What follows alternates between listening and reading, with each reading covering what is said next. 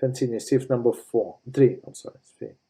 It is forbidden to utter the name of HaShem in vain.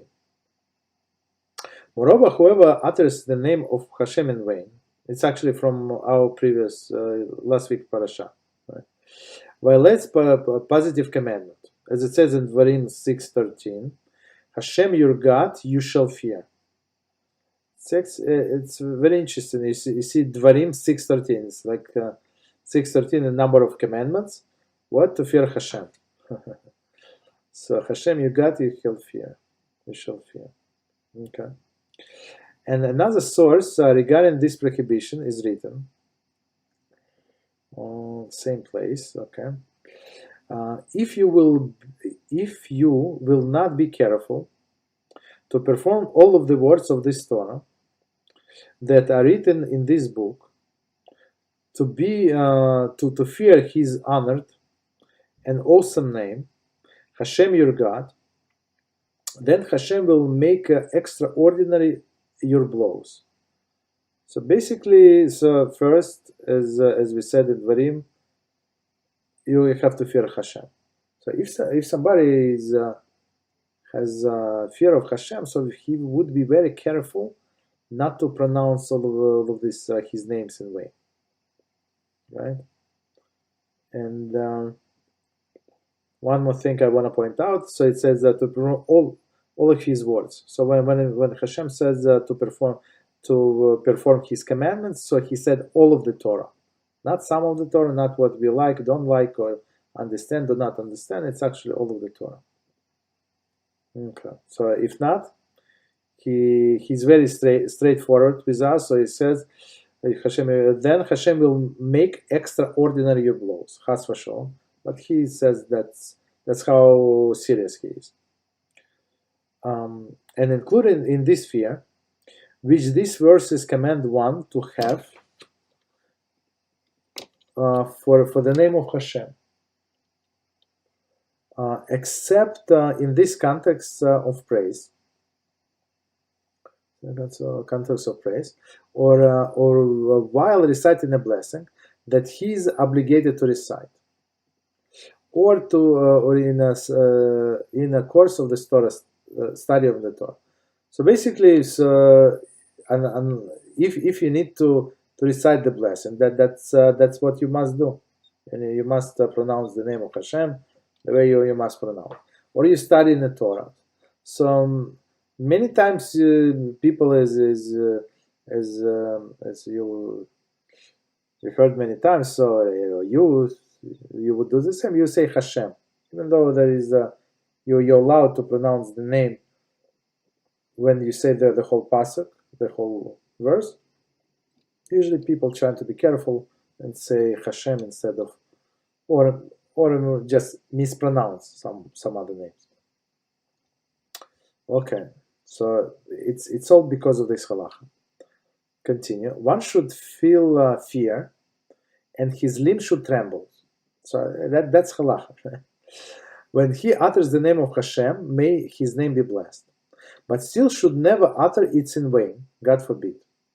So just because he is fearful, it does not mean that he can use this name and be fearful and continue using the name. Okay, not. It is not only prohibited to say a singular name of Hashem. Number 10, it says it's Yud K Vav K. Pronounce Adoi. I'm going to continue, Adoi.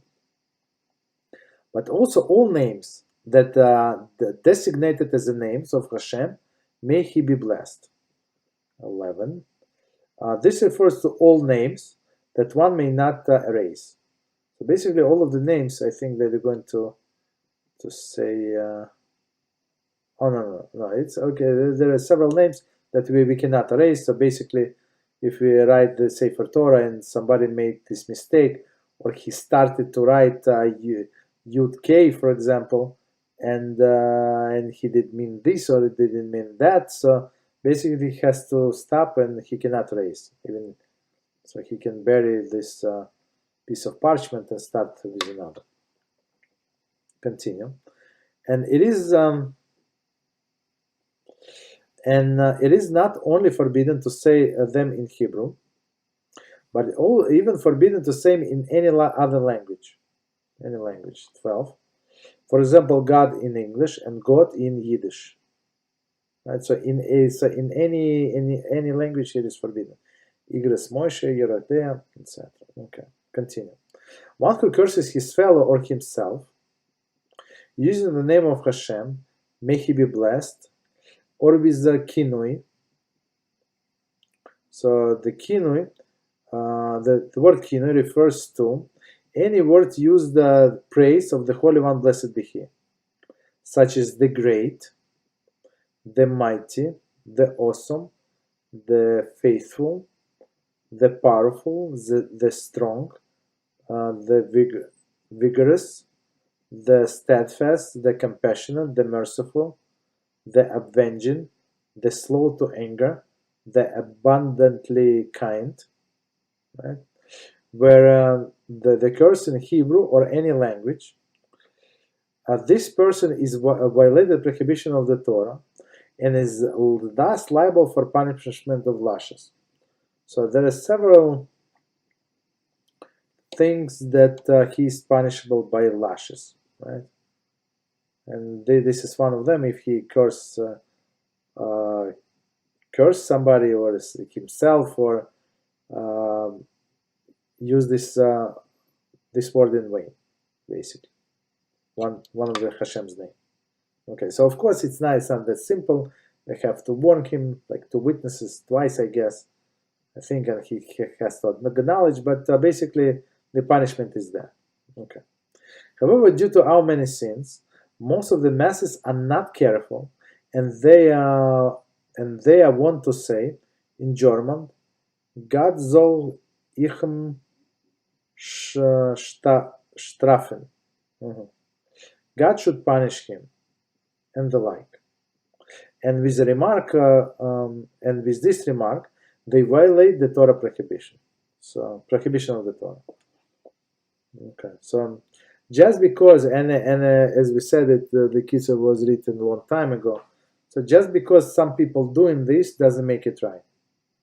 So, and as Rabbi Reuven many times said, and I love this expression. So we don't learn Halachah from what people do. We learn Halachah from books.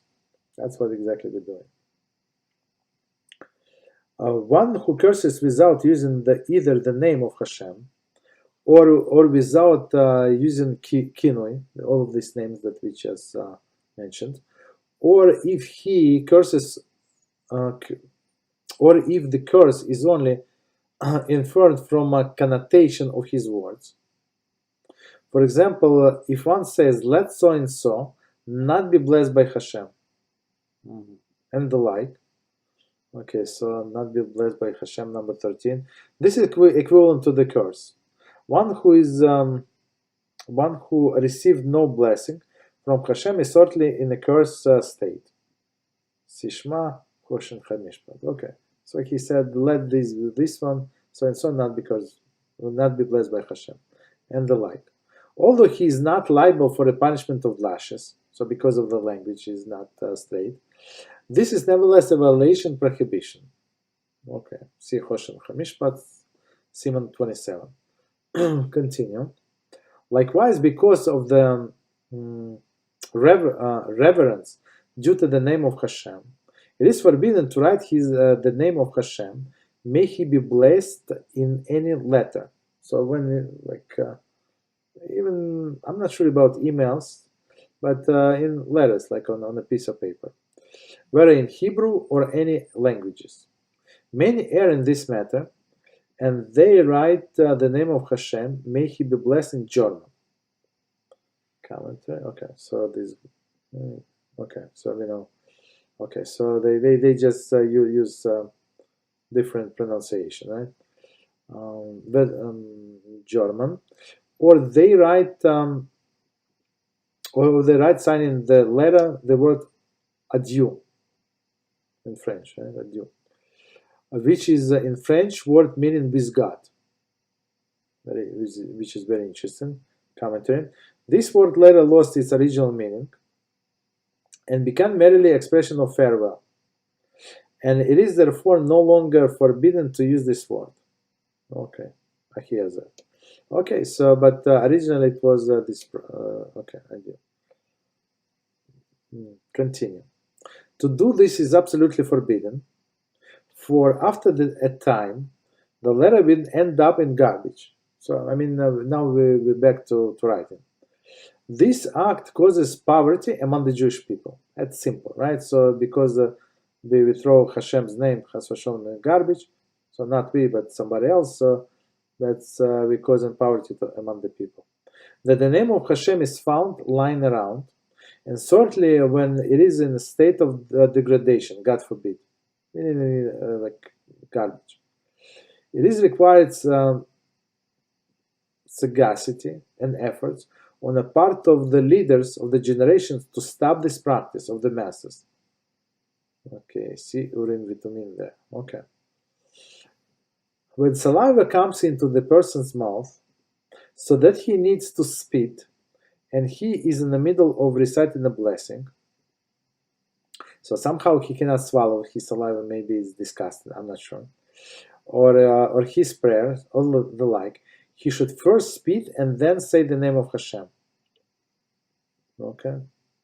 But he should not say the name of Hashem and then spit. So that's disrespect, as we understand. Likewise, when he's kissing Sefer, so that's what we do when we finish reading, so we're kissing Sefer, he should spit before kissing the Sefer and not afterwards. When a person is not praying or studying Torah and wants to mention the name of Hashem, he should say the word Hashem. So as we say, Baruch Hashem, right? That's, we're not studying, we're not learning, okay, we're not blessing, okay, that's what we say.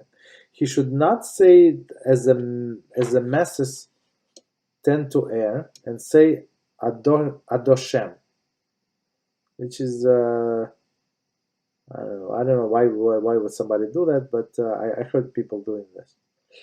For there is not a respectful way to refer to Hashem.